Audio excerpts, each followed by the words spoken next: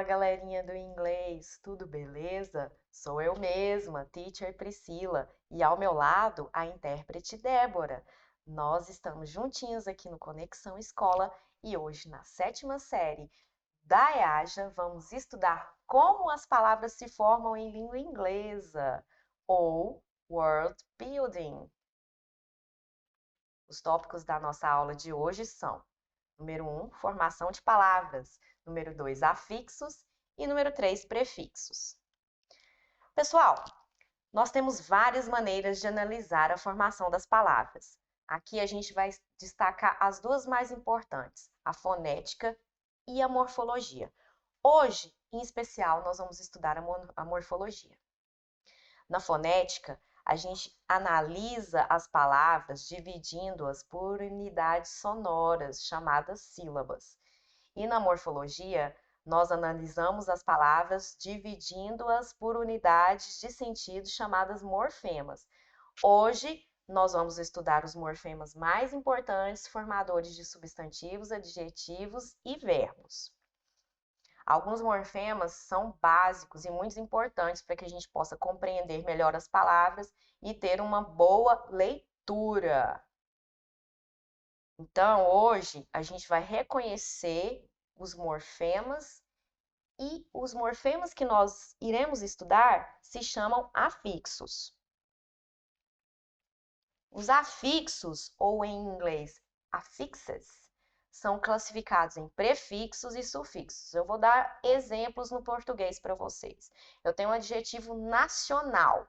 Se eu coloco o prefixo inter nesse adjetivo, eu tenho a palavra internacional, outro adjetivo. Diferente com a palavra emprestar, que é um verbo. Se eu colocar o sufixo imo no final da palavra emprestar, eu tenho a palavra empréstimo, que já é um substantivo.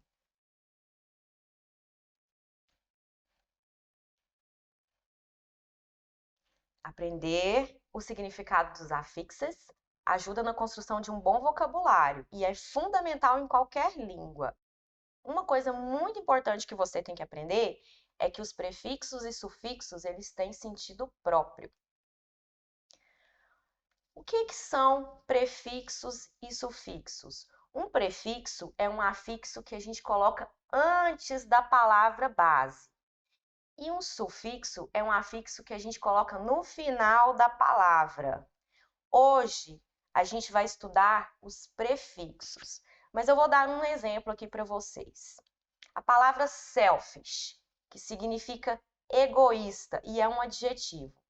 Se a gente colocar o prefixo an nessa palavra, eu tenho a palavra unselfish, que significa altruísta, ou seja, é o extremo oposto do egoísta. Se eu colocar nessa palavra o sufixo ness, eu vou ter a palavra selfishness, que significa egoísmo. Então, perceba que do adjetivo eu criei um outro adjetivo e um substantivo. Vamos estudar agora os prefixos mais comuns. Eu tenho o prefixo dis, que promove o sentido de negação de uma palavra, de interrupção de algo. Eu trouxe 2 exemplos para você e vou ler o primeiro. A palavra comfort, acrescida do prefixo dis, se transforma na palavra discomfort, ou seja, conforto e desconforto em português. Temos outros prefixos de negação e eles obedecem regras gramaticais. O il significa não e ele é usado para palavras que começam com L. Já o im também significa não, só que ele é usado com palavras que começam com P. Percebam que os dois têm a mesma função. O que muda é a letra consoante a que os dois vão se unir. Ir também é um prefixo que significa não e negação, só que ele é usado para palavras que começam com R. Eu vou ler o exemplo número 1 para vocês. Rational e irrational, que em português significa racional e irracional. Também tem o prefixo in, que significa negação, só que esse é usado para palavras que iniciam em J, T, S ou C.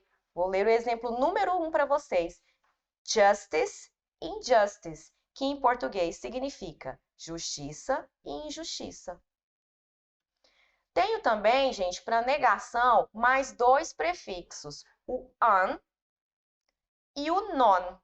Percebam no an, número 1 aqui, ó, eu tenho a palavra comfortable, que significa confortável. Se eu coloco o prefixo an, eu tenho uma palavra que é o oposto de confortável, que é desconfortável. Olha lá o exemplo do non. É também outro prefixo que a gente usa para negar. Eu tenho aqui a palavra smoker, que significa fumante. Se eu coloco non na frente da palavra smoker, eu tenho a palavra não fumante.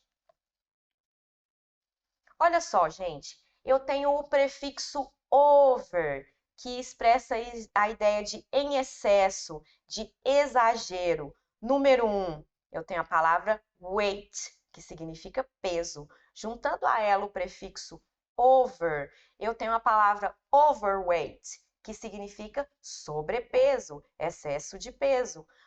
O exemplo número 2, eu tenho a palavra dose. Se eu colocar nessa palavra o prefixo over, eu tenho a palavra overdose, que significa dose excessiva, dose a mais.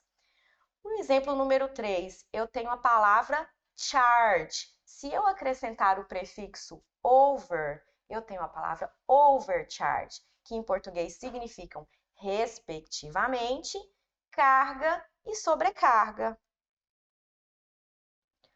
Olha lá, galera, eu também tenho o prefixo under. O prefixo under, ele expressa a ideia de modo ineficiente. Então, eu tenho no número 1 a palavra developed. Se eu acresço a essa palavra o prefixo under, eu tenho a palavra underdeveloped, que respectivamente significam em português desenvolvido e subdesenvolvido. No exemplo número 2, eu tenho a palavra estimated. Se eu coloco o prefixo under no começo dessa palavra, eu vou ter outra palavra. Olha lá a significação delas em português. Respectivamente, estimado e subestimado. O prefixo inter, galera. O prefixo inter no inglês, ele é igual ao prefixo inter no português, que passa a ideia de entre vários. Então, um exemplo número 1, eu tenho a palavra national. Se eu coloco o prefixo inter na frente dessa palavra, eu vou ter a palavra international, que significam, respectivamente em português, nacional e internacional. No exemplo número 2, eu tenho a palavra act. Se eu acresço a essa palavra o prefixo inter, eu tenho a palavra interact, e elas significam em português, respectivamente, agir e interagir. Tenho também o prefixo anti, galera, que passa a ideia de oposição, de contra. Olha lá, o exemplo número 1, eu tenho o substantivo virus. Se eu coloco o prefixo anti na frente dessa palavra, eu tenho a palavra antivirus, que significa em português vírus e antivírus, respectivamente. No exemplo número 2, presta atenção, galera, eu tenho a palavra body. Se eu coloco o prefixo anti na frente dessa palavra, vai resultar na palavra antibody, que significam, respectivamente em português, corpo e anticorpo. Agora, eu tenho o prefixo dis. O prefixo dis, assim como aqueles primeiros prefixos que a gente estudou lá no começo do vídeo, ele passa a ideia de oposição, de negação, só que com uma diferencinha. O diz é para verbos e aqueles prefixos de negação lá do começo do vídeo, eles servem para substantivos. Vamos aos exemplos? Olha lá o número 1. Eu tenho o verbo like, coloquei o prefixo diz e ficou dislike, que significa em português gostar e desgostar, respectivamente. No exemplo número 2, eu tenho o verbo agree. Eu coloquei o prefixo dis e transformei no verbo disagree, que significa concordar e discordar, respectivamente, em português. Eu também tenho o prefixo, galera, mis, que significa incorretamente, de forma incorreta. Exemplo número 1, eu tenho a palavra understand. E se eu coloco o prefixo mis na frente da palavra understand, eu tenho a palavra misunderstand, que significa, respectivamente em português, entender e entender mal. No exemplo número 2, eu tenho a palavra treat, que significa tratar em português. Se eu coloco o prefixo mis na frente da palavra treat, eu tenho outra palavra que significa maltratar, mistreat. O prefixo re, galera, significa novamente. Eu tenho a palavra align, que em português significa alinhar. Se eu acresço o prefixo re à palavra align, eu tenho a palavra realign, que significa realinhar em português. O mesmo acontece com a palavra read, que significa ler. Olha lá. Eu tenho também o prefixo for, que expressa a ideia de antecedência nos dois exemplos. Head, forehead, que significa cabeça e testa, e see e foresee, que significa ver e prever.